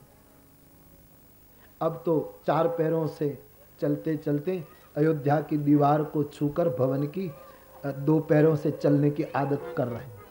तो दीवार को छू छू कर चलते हैं जैसे बालक चलता है। और जब राघव दीवार को छू कर चलते हैं ना, तो महात्मा और परमहंस महात्मा लोग भिक्षा के बहाने कौशल्या के द्वार आते हैं। कौशल्या जी भिक्षा देने आती है, पूछती है, महात्मा लोग हम आपको भिक्षा तो देंगे, लेकिन बताइए आप भिक्षा मांगे ऐसे महात्मा नहीं, आप तो पूरी दुनिया को भिक्षा दे सके ऐसे महापुरुष, तो आप हमारे द्वार भिक्षा लेने क्यों आए। बोले माँ सच बताएं। बोले हाँ, हम भिक्षा तो बहाना है, तेरे लाल के दर्शन के लिए आए। हिमालय की कंदराओं में कंद मूल फल खाकर हड्डियां सुखा दी, फिर भी जो दर्शन नहीं हुआ वो तेरी गोद में आकर खिल रहा है। हमारी विरक्ताई से तेरी गृहस्थाई को लाख लाख नमस्कार है। क्या तेरा गृहस्थ जीवन है, और माँ सुन, हम बखान नहीं करते, सराहना नहीं करते, ये तेरा राघव दीवाल को छूकर चलना सीखता है, तो माँ हमको लगता है हम परमहंस हुए, इससे तो अच्छा होता हम तेरी दीवार के पत्थर हो जाते, उनका हाथ छू जाता, हम धन्य हो जाते। माँ हमको निकट से दर्शन करवाओ। महात्मा जी कहती है, महात्माओं मैं तुम्हें राम का दर्शन तो आपको करवाऊं, लेकिन टकटकी नजर से मत देखना, देख कर निगाहें हटा लेना, तुम जो कहो सो हम कबूल करते हैं। माँ लाल को लाती है, महात्मा भगवत दर्शन की भिक्षा पाते। अब हमारे सरकार पूर्ण रूपेण 2 पैरों से चलना सीख गए। अब तो बिल्कुल दशरथ के आंगन में खेलते हैं, और इस धुनी को सुन करके, ठाकुर की खनक सुन करके गोस्वामी जी लिख देते हैं प्रसिद्ध पद।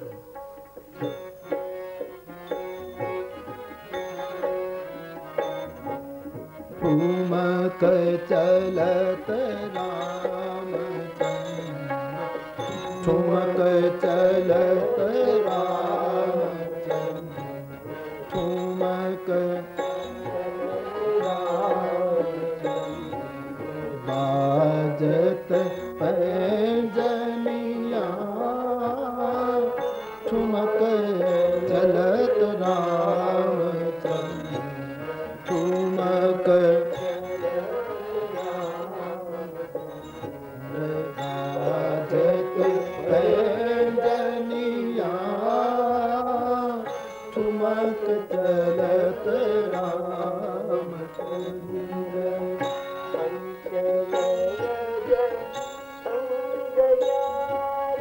अंचल रज अंग,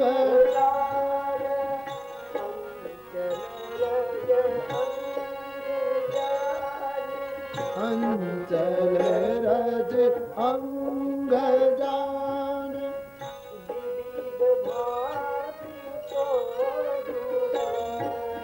विविध भांति सो दुलार,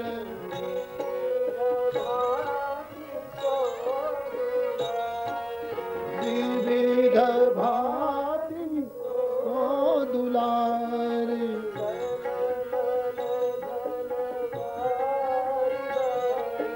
तन मन धन वारी वारी,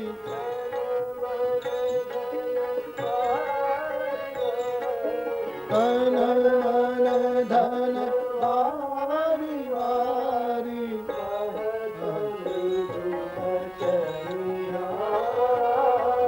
ठुमक चलत राम चंद्र, ठुमक चलत राम चंद्र, बाजत पैजनिया, ठुमक चलत राम। तुलसीदास तुलसीदास अति आनंद,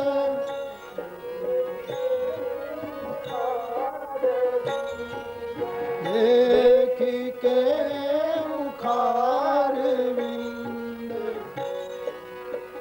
के मुखार विंद, देखी के मुखार विंद, रघुवर अन रघुवर छवि, रघुवर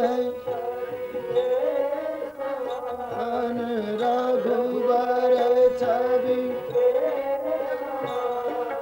रघुवर छवि बनिया, ठुमक चलत राम चंद्र, ठुमक चलत राम चंद्र, बाजत पैजनिया, ठुमक चलत राम चंद्र, ठुमक चलत राम चंद्र, ठुमक चलत राम। मित्रों के साथ, भाइयों के साथ, सखाओं के साथ प्रभु खेलते हैं। एक दिन का प्रसंग, भोजन करने के लिए महाराज बुलाते हैं, लेकिन राम जी आते नहीं। माँ कौशल्या जी बुलाने जाती हैं, तब राम पकड़े जाते हैं और भोजन करते हैं। कौशल्या जी ने जब भोग लगाया ठाकुर को, तब राम चल नहीं सकते थे, तो भी अपने आप भोजन करने के लिए पहुंच गए, जिसकी कथा अभी हमने कही। और अब दौड़ सकते हैं और महाराज दशरथ जी बुलाते हैं, लेकिन नहीं आते, भागे जा रहे। क्यों? कि केवल ज्ञान ईश्वर को बुलाएगा तो भगवान नहीं पकड़ में आएगा। यदि भक्ति बुलाएगी तो बिना बुलाए चलना नहीं आया होगा तो भी चले जाए। ये भक्ति की प्रधानता है, सिद्धांत फलित होता है। माँ कौशल्या राघव को पकड़कर अवधेश की गोद में दे देती हैं और भगवान पिता के साथ चपलचित भोजन करते हैं। पिता का ध्यान भोजन के रस में ज्यादा एकाग्र हुआ तो राम जी भाग जाते हैं। संसार के विषयों में साधक ज्यादा एकाग्र हुआ और उसका ब्रह्मानंद गया। यही सिद्धांत है। मधुरी लीला चल रही है। अब तो चूड़ाकरण संस्कार हुआ है, यज्ञोपवीत संस्कार का समय आया। गुरु को बुलाया है और माता पिता ने चारों लाल को यज्ञोपवीत संस्कार दिया और द्विज बनाए। दिन जनेऊ गुरु पितु माता मानसकार कहे, यज्ञोपवीत संस्कार हुआ। और नियम के अनुसार यज्ञोपवीत संस्कार के बाद गुरु के आश्रम में जाना चाहिए, तो विद्या पढ़ने के लिए चारों भाई गुरु के आश्रम में गए।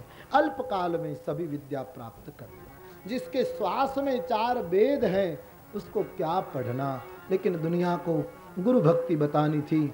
भगवान पढ़ करके वापस लौटे। आश्रम में जो पढ़े वो अपने जीवन में उतार रहे हैं। प्रातः जागते हैं, माता को वंदन करते हैं, पिता को वंदन करते हैं, मातृदेवो भव पितृदेवो भव, ये सब सूत्र को चरितार्थ करते हैं, गुरुदेव को वंदन करते हैं, पिता को राज कार्य में मदद करते हैं। राम लखन की जोड़ी, भरत शत्रुघ्न की जोड़ी अयोध्या को शील से वश कर रही है। कभी कभी भगवान मित्रों के साथ वन मृगिया करने के लिए जाते हैं, लेकिन ये हिंसा नहीं। कई राक्षस मृग के रूप लेकर आए थे, कई ऋषि मुनि मृग के रूप लेकर आए थे, तो इनका उद्धार करना था। इसलिए पवित्र पवित्र पावन पावन मृग को देख देख कर भगवान मारते हैं और उसका उद्धार करते हैं। इसका मतलब ये नहीं कि भगवान शिकार करते थे, उनके मार में भी उद्धार होता है। इसलिए परमात्मा इन सब का उद्धार करते। ऐसी सिद्धांतमयी और कल्याणमयी लीला भगवान श्री अवधाम में करते रहे। और अब गोस्वामी जी प्रसंग बदलते हैं कि यह सब चरित कहा मैं गाई, आगेली कथा सुनहु मन लाई।